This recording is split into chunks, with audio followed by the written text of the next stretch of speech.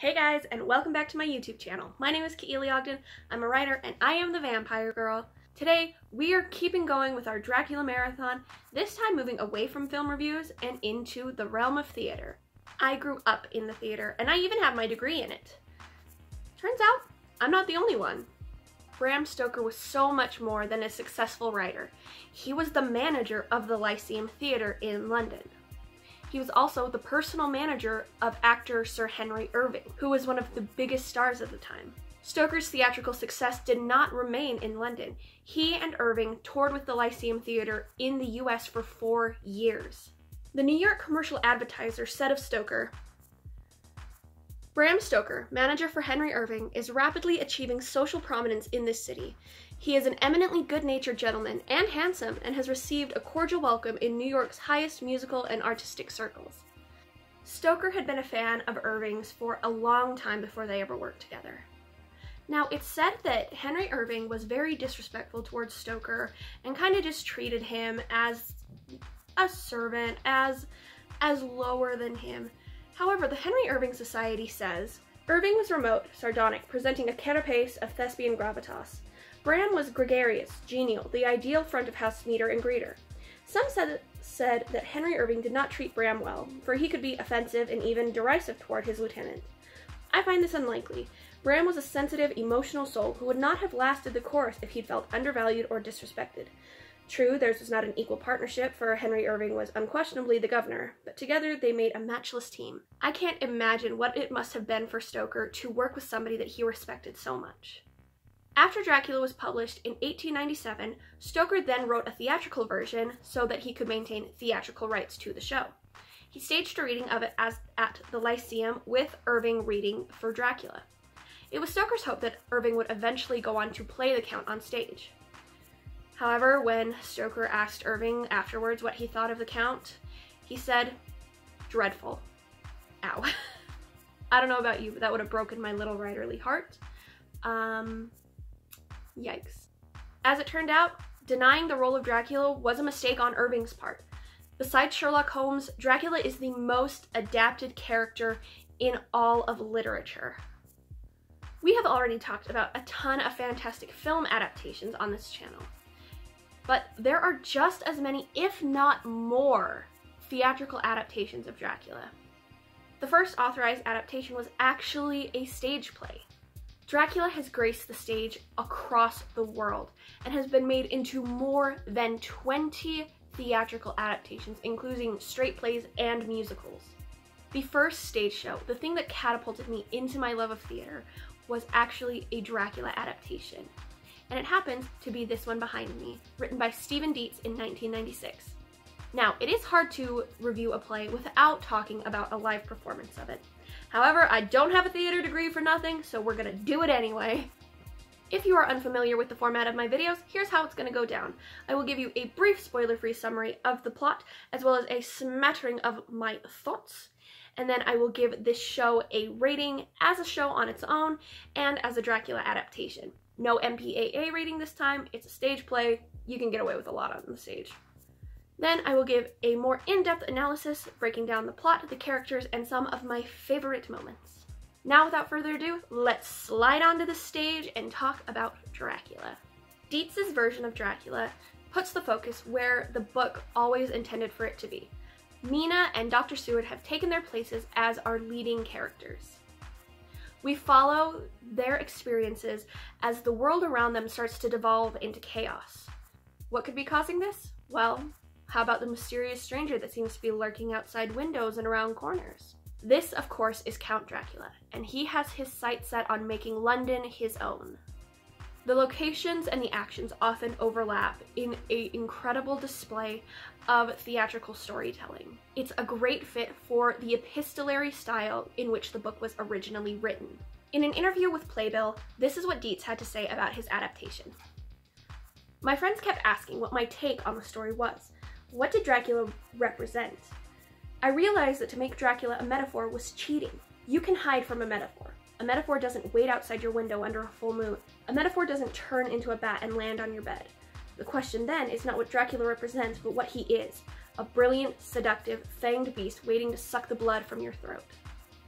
I absolutely adore that take on the story, because for so long up to this point, we have seen Dracula as purely a monster in the Nosferatu movies, where he is deformed and terrifying to look at, to a more sympathetic figure in 1979's Dracula and the 1992 Bram Stoker's Dracula. So Dietz's play really takes the best of both worlds, making Dracula into a terrifying beast that also has this incredible power over people. I won't say too much more because that will be for the spoilery section of the video. So now, let me give you my thoughts. I have such a soft spot in my heart for this show.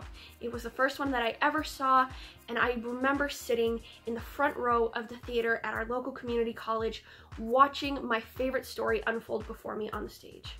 There were moments where it was genuinely terrifying and moments where I was just genuinely drawn in to these people's lives. That's the magic of theater, is that you become a part of a world that is not your own. I saw the play again a decade later in 2015 and was better able to appreciate not only the theatrical elements of it, but also the characters and the relationships that they built. This play is absolutely fantastic, and if it's being produced anywhere near you, I highly encourage you to go see it. Also, just go support the theater arts in your local communities, because we're kind of struggling right now due to you know what. Now for scoring. This play is absolutely fantastic, and I give it a score of 5 out of 5. If you can go see this play, go see this play. It's amazing. Please go check, yes, do check, yes. Support the theater companies. We need it. As an adaptation, this play gets a score of 125 points, which means that it beats out all of the others except for Bram Stoker's Dracula. That movie still keeps the top spot. Crazy, I know, but what are you gonna do? Coppola did his research. As a professor of mine once said, theater is not meant to be read, it's meant to be performed. And so I do have a special guest that is going to help me out with parts of this review, so stay tuned for that. I'll just give you some highlights and why I think this play is such a great adaptation of Stoker's novel. First and foremost, we get an incredible opening by Renfield. This is the best opening to a play that I have ever seen. And I've seen a lot of plays as a theater major, so I know my stuff. And this is the best opening to a play. We start in front of the curtain with a man in a very nice suit who sits down at a table for dinner. He begins the play by saying, "We are all of us invented." He then goes on to talk a little bit about Bram Stoker and how he fell in with that theater crowd. He then says that Stoker gave him life. He gave him a name, Renfield. Stoker also gave him something that so many people covet, immortality. The scene devolves into absolute chaos when Renfield's dinner is revealed to be a live rat. People rush the stage and take him off to the asylum set as the curtain rises. And let me tell ya, seeing this play for the first time at age 8, it was a fantastic and visceral and exciting opening to this story. It was absolutely fantastic. We get to see what the tone of this play is right off the bat, or right off the rat. This play also puts Mina and Seward in their proper place as the frontrunners of the story. We see this show through their eyes. Mina is definitely our primary protagonist, with Dr. Seward coming in just under her, but Mina drives the story. She is there for Lucy during her sickness. She is the one who discovers Jonathan's journal and discusses it with Van Helsing. She is the one who ends up taking down Drac at the end. Mina in this adaptation is a total freaking powerhouse of a character. She is fantastic. We don't see a ton of Jonathan for the first part of the show, but he does appear in spotlights and asides, telling his tale through letters to Mina. This is a great way to add in that epistolary format of Stoker's novel, while also giving us the information in a way that lends itself to the theater. Dracula is also not a sympathetic or romantic figure. He is a powerful force of evil and manipulation. The first time we see Dracula on stage, he is posing as Harker, which is something that was actually in the book. Not in depth, but Harker does note that Dracula is taking his clothes and going out about town as if he were Harker. We are introduced to Dracula dressed as Harker, talking to Dr. Seward about the ship that has mysteriously washed up on shore, with the only thing on board being a dead body. Kinda sus. The ship scene in this adaptation is also fantastic. You guys know how much of a sucker I am for the ship. I love it. And in the play, it is produced through incredible sound design of this raging storm. And we see Lucy sleepwalking and trying to throw herself into the sea. At the same time, we see Renfield completely having a conniption fit in his cell. Harker is on stage screaming about how he's so sorry, what has he loosed upon the world. And then it's this cacophony of storm and light and chaos. And then it all snaps closed and we see Dracula's coffin rise up onto the stage and begin to open. And it's fantastic. It's so, it just captures the tone of Stoker's novel so well and just throws it onto the stage and is like, here is this visceral, chaotic presence that the Count brings with him. Something else that this play does really, really well is the character of the Count and how he interacts with Lucy and Mina. He's very seductive, but it's not in a sexy way. He's very much a predator in every form of the word. He attacks Lucy and he basically chases her around her room and it's terrifying. And then he attacks Mina and it's just so good and horrifying.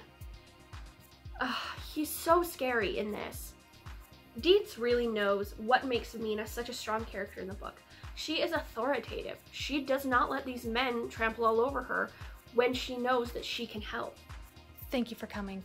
I shall waste no time in making my points, and if you feel I talk above my station, let the magnitude of the circumstance be my apology. This darkness, this silence between us must come to an end. We must work together with absolute trust, and in that way be stronger as a group than we are alone. I have these 3 nights slept fitfully. I've heard noises in the dark, been plagued by disturbing dreams. You have been in search of the Count. So too, I fear, have I. However, when she knows that she's a danger to the group, she pulls back and she recognizes that she is a danger. The ending to this play is just as strong as the opening. I absolutely love how they changed the ending of this show. Now, as I said in my original Dracula video, I understand if the ending has to be changed for dramatic or climactic purposes. However, as long as the tone and the results stay the same, I'm totally happy. This play absolutely captures that. As in the book, Dracula infects Mina with his blood. Oh, Jonathan, I am unclean. You must never touch me or kiss me again. Such cruel fate that I am to be feared by you, whom I love most of all. There is poison in me, an insurrection in my soul that will lead God knows where.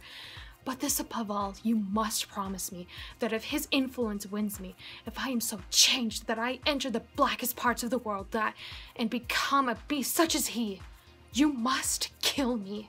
The men give chase, following Dracula back to Transylvania. Mina and Van Helsing get there before the Count and the boys do. And Mina is drawn away by the vampire brides that Dracula has left there. The men arrive and they are attempting to kill Dracula before he can get out of his coffin, but they fail and he rises and he's mocking them. And then Mina comes in, followed by the 2 vampire brides, and the brides grab onto Jack and Jonathan and they're holding them at bay, and Mina goes up to Dracula all saucy and kind of a Princess Jasmine, if you've seen the original animated Aladdin movie. She kind of Princess Jasmine's Dracula. And she goes up to him and she starts like making out with him. And then he screams and he reels back.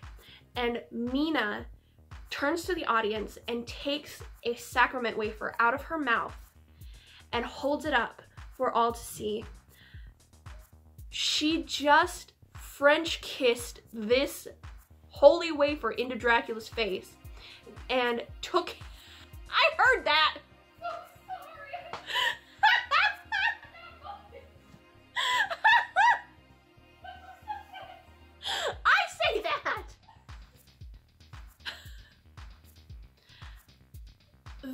This distracts Dracula long enough for Jack and Jonathan to get away from the Vixens, and they force him back into his coffin. They stake Dracula, and then they're about to leave him like that.